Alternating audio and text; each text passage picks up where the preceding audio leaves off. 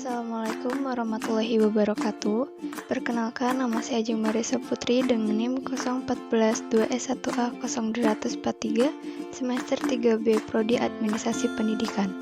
Saya di sini akan membahas materi tentang organisasi kantor dan konsep komunikasi kantor.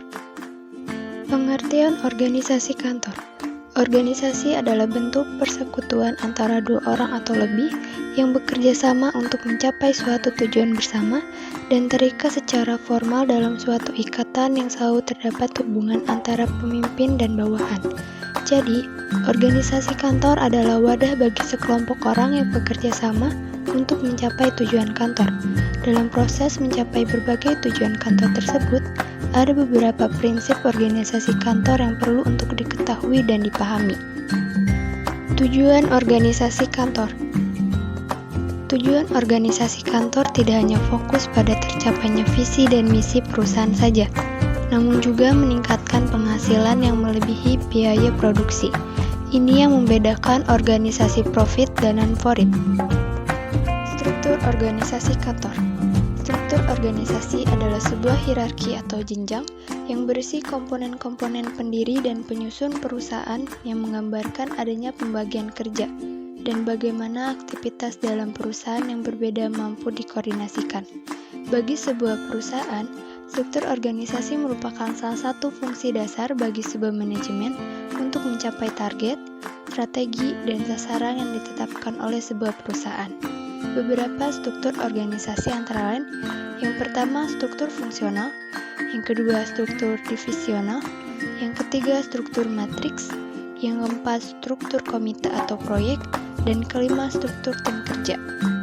Pengertian komunikasi kantor. Komunikasi kantor adalah proses komunikasi yang diawali dengan penyalinan ide, pengolahan data menjadi informasi, serta penyampaian pesan dari satu pihak ke pihak lainnya. Jenis komunikasi kantor.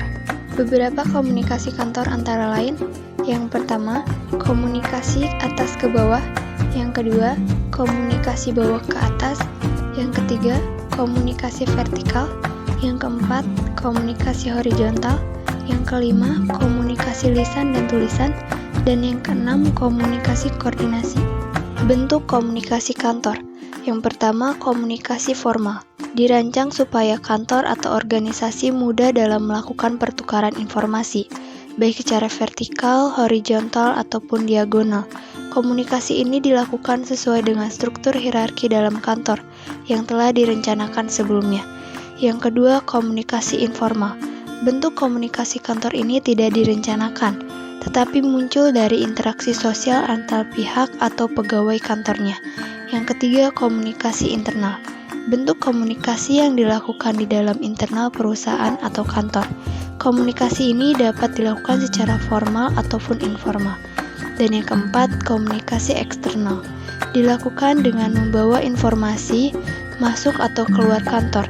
Biasanya dilakukan dengan pelanggan, masyarakat, ataupun stakeholder eksternal perusahaan. Terima kasih telah menonton, jangan lupa like dan subscribe.